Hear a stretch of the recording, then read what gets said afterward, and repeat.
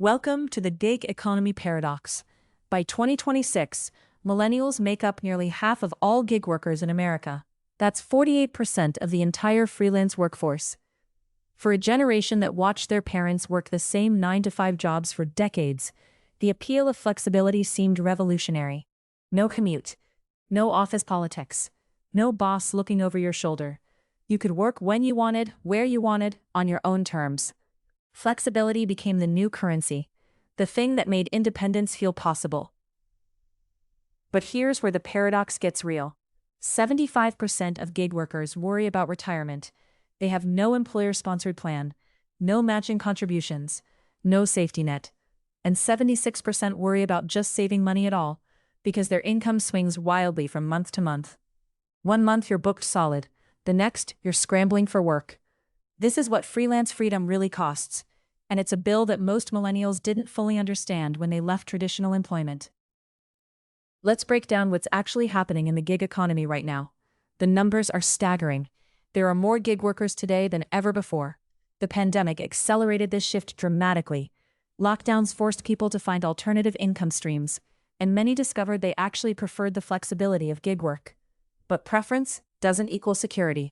When you work as a freelancer, you're essentially running a one-person business, whether you think of it that way or not. You're responsible for finding clients, you're responsible for invoicing, you're responsible for taxes, and yes, you're responsible for saving money for retirement, healthcare, and everything else that a traditional employer used to handle for you. The freedom feels intoxicating at first. Wake up whenever you want, take Thursday off if you need to, work from a coffee shop or your couch or Bali if you can afford it. But that freedom comes with hidden costs that compound over time. The most dangerous cost is the one you don't see coming until it's too late. Let's talk about retirement first. A traditional full-time employee at a major company gets automatic retirement benefits. Many employers match your contributions up to a certain percentage. That's free money. Over 30 years, that matching contribution becomes a life-changing amount of wealth. A gig worker gets nothing.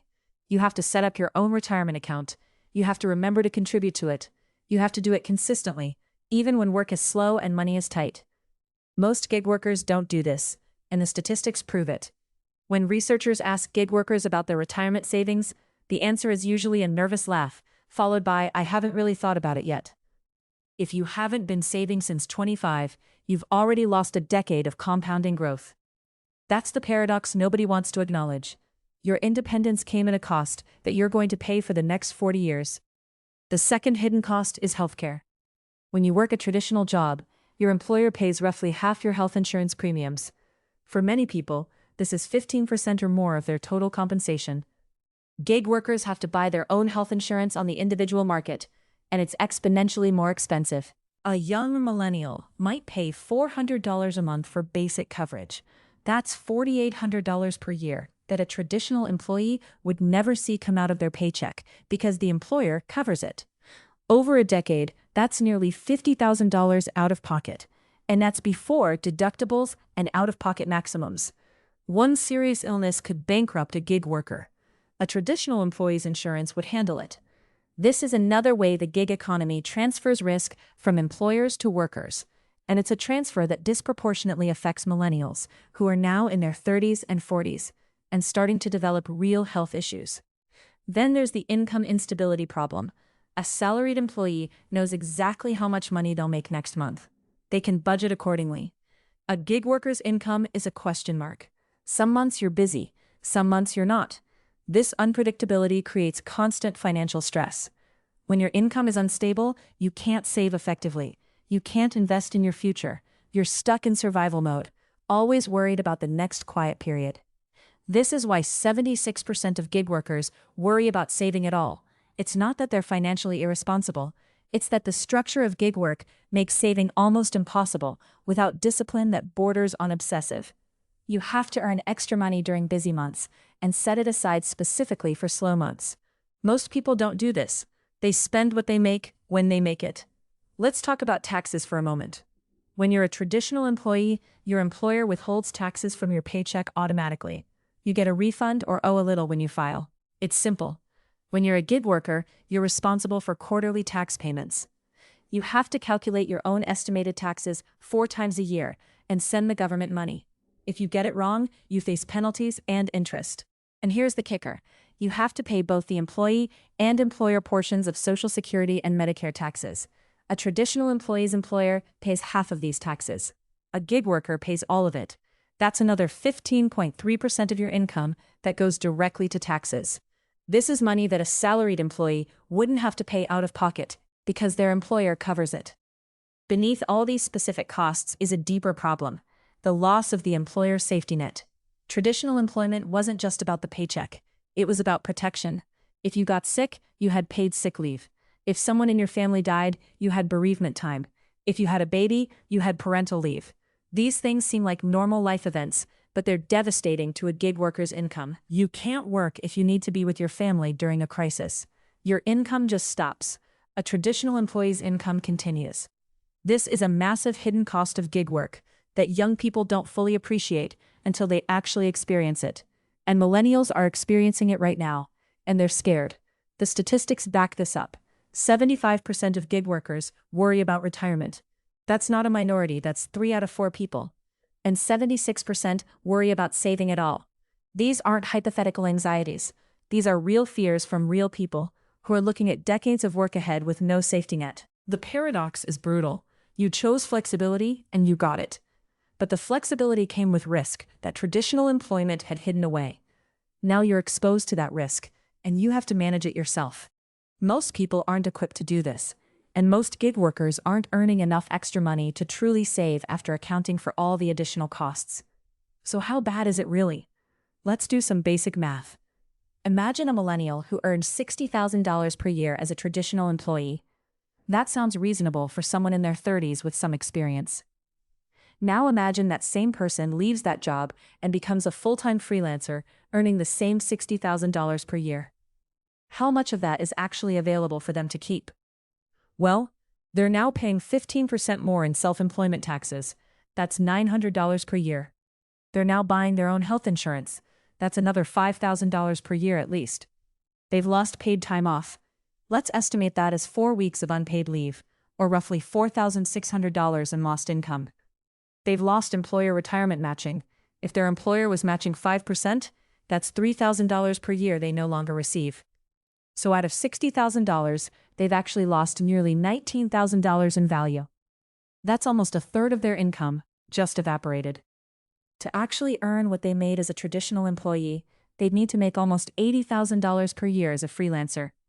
Most gig workers don't make that much. They make less, which means they're actually taking a pay cut while thinking they've gained freedom. And the freedom? It's real. You can take a day off whenever you want. But that day off comes with a direct financial cost that a traditional employee never experiences. This is the paradox in its purest form. You get freedom and flexibility, but you lose security and stability.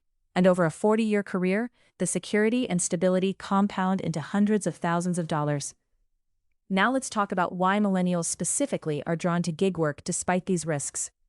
The first reason is that they watch their parents get laid off. The recession of 2008 happened when millennials were in their 20s and 30s. They saw people who had worked loyally for the same company for 30 years get let go in a day. They saw retirement savings evaporate. They saw the promise of corporate loyalty be broken. So the idea of betting everything on a single employer felt terrifying. Maybe they thought, it's safer to be independent. If I work for multiple clients instead of one employer, I can't get devastated by a single layoff. This logic makes sense on the surface, but it's flawed. But you're exposed to something worse. You're exposed to the entire economy. When people pull back spending, gig workers suffer immediately. They don't have the cushion that traditional employees have. They don't have unemployment insurance that meaningfully replaces their income.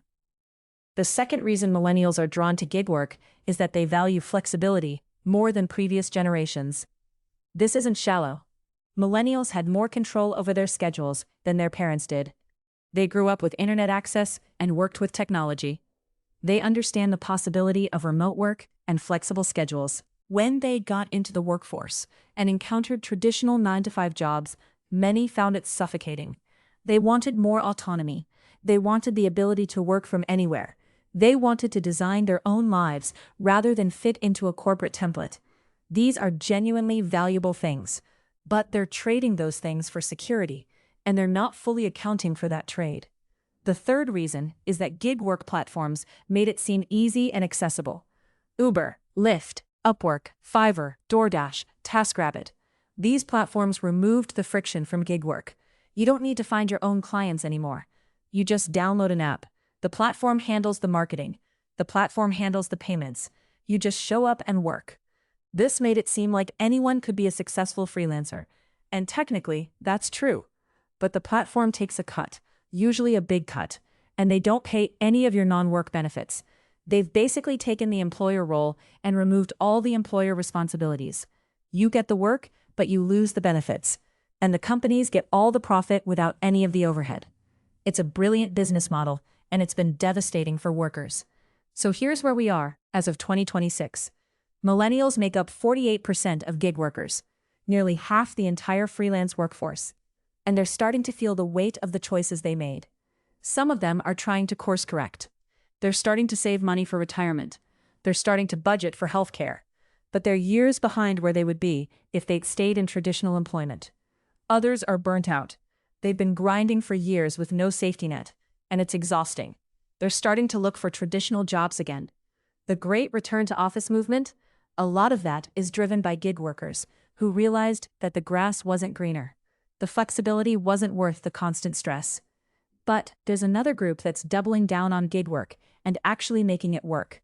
These are the people who figured out how to structure their gig income like a real business. They're raising their rates. They're working fewer hours for more money. They're building recurring revenue streams so their income is more predictable. They're setting aside money systematically for taxes and retirement. They're buying their own health insurance and negotiating private plans that cost less than the individual market plans. They're working like business owners rather than employees, and it's working for them. Their income is higher than it would have been in a traditional job, and they have the flexibility they wanted. But here's the thing, they're in the minority. Most gig workers aren't doing this. Most gig workers are struggling. The real question is, what should happen next? Should gig workers push for regulation that requires platforms to provide benefits? Should they push for collective bargaining rights? Should they go back to traditional employment? The answer depends on your situation and your priorities. If you value security and stability above all else, gig work probably isn't for you. A traditional job will give you retirement benefits, health insurance, paid time off, and a predictable income. You'll lose flexibility and autonomy, but you'll gain security. If you value freedom and autonomy above security, gig work might still be right for you. But you have to approach it professionally. You have to set aside money for taxes. You have to buy your own health insurance. You have to save for retirement. You have to treat yourself like a business.